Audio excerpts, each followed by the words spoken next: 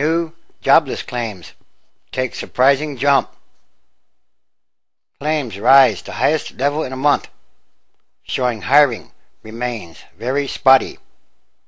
The number of people filing new claims for jobless benefits jumped last week after 3 straight declines. Another sign that the pace of layoffs has not slowed. Initial claims for jobless benefits rose by 12,000 to a seasonally adjusted 472,000, the Labor Department said on Thursday. It was the highest level in a month and overshadowed a report that showed consumer prices remain essentially flat. The rise in jobless claims highlighted concerns about the economic rebound or recovery, especially after a report earlier this week said home construction plunged in May after government tax credits expired. And that's what happens when you discount something. Once you take the discount away, people don't buy like they used to. If layoffs persist, there's a concern that the June employment numbers may show a decline in private sector jobs after 5 straight months of gains, said Jennifer Lee, an economist with BMO Capital Markets. We've definitely seen the economic recovery hit a wall, Lee said. In other words, no job creation, no real economic recovery is possible.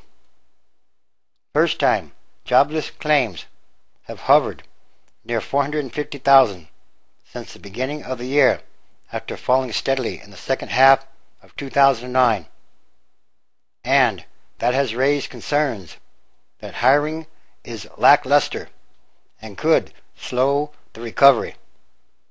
The 4-week average for unemployment claims, which smooths volatility, dipped slightly to 463,500.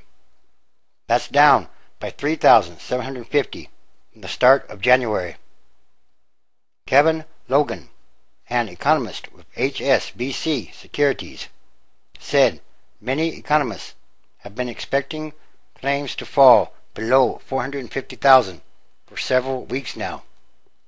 But the wait is getting longer and longer, said Logan. As each week goes by, doubts about the underlying strength of the economic expansion grow. Yes, this time it's different. There's never been times like this before, and there'll never be times like this again. A separate labor report said consumer prices fell for the second straight month. The 0.2 decline in the consumer price index was pulled down by falling energy prices, most notably a 5.2% drop in gasoline prices. But core consumer prices, which strip out volatile energy and food, edged up 0.1% in May after being flat in April. Core prices are up only 0.9% over the past year, below the Fed's inflation target. Additionally, the Commerce Department said on Thursday that the broadest measure of U.S. trade rose during the first quarter to the highest point in more than a year. Much of the widening deficit was due to higher prices on imported oil during the first 3 months of the year. And a private research group said its gauge of future economic activity rose just 0.4% in May, signaling slow growth in the U.S. economy through the fall. That is, if all goes well. Turmoil in stock markets and a troubled housing market weighed on the Conference Board's leading economic index, while measures related to interest rates and an increasing amount of money in the economy tugged it higher. But layoffs remain. Still, layoffs remain one of the biggest concerns for the recovery. Just this week, casino owner Wynn Resorts laid off more than 260 workers in its 2 Las Vegas casino hotels in a move expected to save nearly $8 million. Julia Coronata, senior U.S. economist with BNP Paribas in New York, said current economic conditions suggest initial claims will stay at around 450,000 for some time. That's because weaker segments of the economy are cutting or shedding jobs, while stronger sectors are hiring. Economists have said they don't expect to see sustained job creation until first-time jobless claims drop below 425,000 per week. Perhaps that's why gold prices are setting record highs.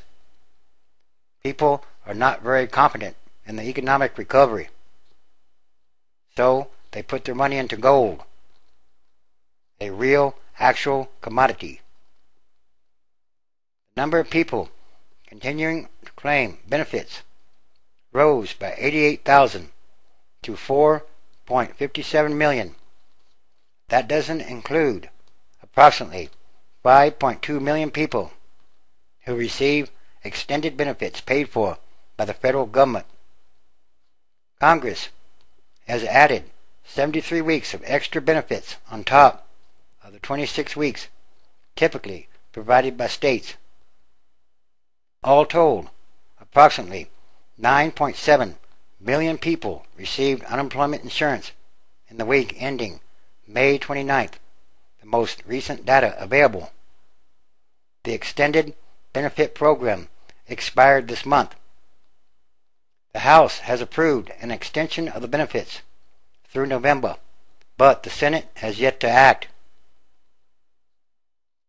Adding to worries about the job market, the Labor Department said earlier this month that the economy generated only 41,000 private sector jobs in May.